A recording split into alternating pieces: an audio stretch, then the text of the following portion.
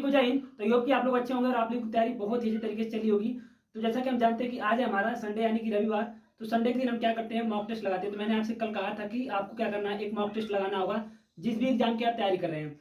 तो मैंने आज पहली बार RWP रोजगार विद अंकित पे एनटीपीसी का मॉक टेस्ट दिया है, फुल मॉक टेस्ट एनटीपीसी का। तो उसमें 1.5 घंटे मिलते हैं, 100 प्रश्न होते हैं, 30 question math, 30 question reasoning, 40 question GK के।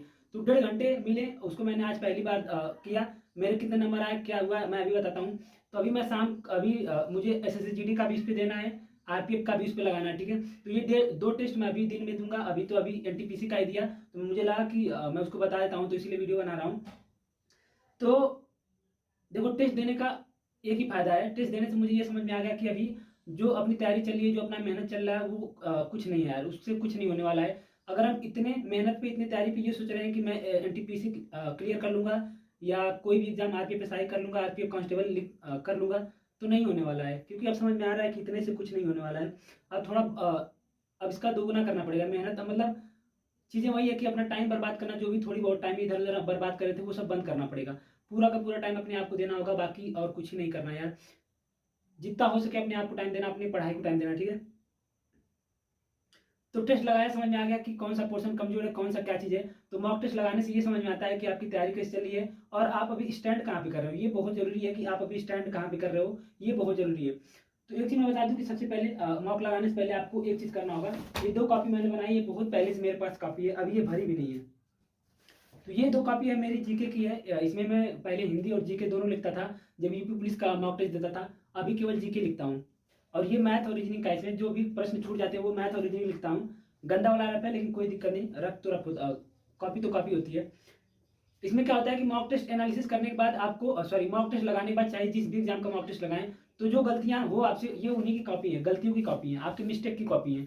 मतलब गलतियां सुधारने का सबसे अच्छा तरीका, जैसे आपने मॉक टेस्ट दिया तो मैथ रीजनिंग जीके जिस सब्जेक्ट में आपके जो भी प्रश्न गलत हो गए, जैसे जीके का मेरा जो प्रश्न आज गलत हुआ होगा, मैं क्या करूंगा, इसमें उसे लिखूंगा, उसके सोल्यूशन को लिखूंगा, उसके आसपास की जो भी चीजें मुझे मिलेंगी मैं उसको लिख लूंगा।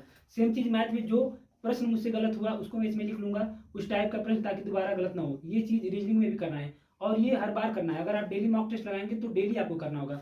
मॉक लगाने के बाद आपको एनालिसिस के लिए टाइम देना ही देना होगा। अगर आप एनालिसिस के लिए टाइम नहीं देते हैं तो बेकार है ये सब करना, ठीक है। एनालिसिस के लिए टाइम जरूर निकालिएगा। मैं आपसे कह रहा था कि एनालिसिस के लिए टाइम जरूर दीजिएगा, ठीक है। अब मैं बात करता हूँ कि मेरा कितना स्कोर रहा आज के टेस्ट में। तो सबसे पहले मैं बता दूं कि टोटल 30 प्रश्न रीजनिंग के पूछे जाते हैं। तो रीजनिंग में मेरे 26 सही हुए, 4 गलत हुए, जो कि बहुत ही बेकार है। रीजनिंग में तो 1-2 प्रश्न गलती से गलत हो जाए वो बड़ी बात है, यहाँ पे 26 गलत हो रहा है, इसका मतलब रीजनिंग में प्रैक्टिस की जरूरत है। अब चाप की प्रैक्टिस करना होगा, इस पर भी ध्यान देना होगा। और मैथ में 26 सही हुए हैं, 2 छोड़ दिया, 2 गलत है। 2 कौन सा छोड़ दिया, एक माध्यिका वगैरह आया था, वो पता नहीं क्या था, मुझे समझ में नहीं आ रहा था, और समांतर माध्य वगैरह निकालना था। तो वो वाला क्वेश्चन मुझे अभी तक मैंने पढ़ा ही नहीं है, तो वो चैप्टर मैंने छोड़ दिया क्वेश्चन वहाँ का। और एक क्वेश्चन यहाँ से छोड़ा है एडवांस से, ठीक है। तो 26 मैथ हुए, 26 रीजनिंग। जीके में मेरे 23 सही हुए, 12 गलत हुए। तो जीके तो खैर गलती वाला पोर्शन कम करना है, जीके तो खैर ठीक है, 23 20 से 25 तक जा रहा है जीके, तो ठीक है। तो उसके बाद टोटल जो स्कोर मेरा बना 75 सही हुए, 18 क्वेश्चन गलत हुए हैं।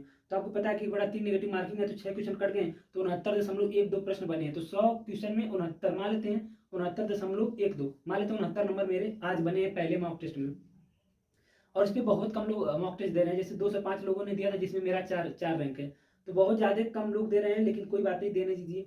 अपना काम है अपने आप को जज करना, अपने आप को आंकना कि हम कहाँ पे स्टैंड कर रहे हैं। तो ये मॉक टेस्ट देने के बाद समझ में आ गया कि यार इतने से कुछ नहीं होने वाला है, अब और मेहनत करना पड़ेगा, ठीक है। तो अगर आप लोग भी एनटीपीसी की तैयारी कर रहे हैं तो आप चाहें तो किसी भी जगह से मॉक टेस्ट दे सकते हैं संडे को। अगर आप RW पे नहीं देना चाहते हैं, बहुत से लोग ऐसे हैं जो यहाँ पे मॉक टेस्ट देने से मना करते हैं, तो आप कहीं से भी दे सकते हैं, टेक्स्ट बुक ले लीजिए, वहाँ से आप दे सकते हैं, किसी भी प्लेटफॉर्म पे आप दे सकते हैं, ठीक है। बस ऑफलाइन मत देना, क्योंकि ऑफलाइन ये एग्जाम नहीं होता है, होता है तो ऑनलाइन ही है, इसलिए ऑनलाइन देना पड़ेगा, ठीक है। बाकी अभी मैं RPF का लगाना मेरा बाकी है, GD का लगाना मेरा बाकी है। तो अभी मैं इसके बाद पहले इसका एनालिसिस करूंगा, उसके बाद GD और RPF का मॉक टेस्ट लगाऊंगा, तो उसके बारे में आपको बताऊंगा, ठीक है। तो बस यही बताना था आपको। तो सभी को जय हिंद।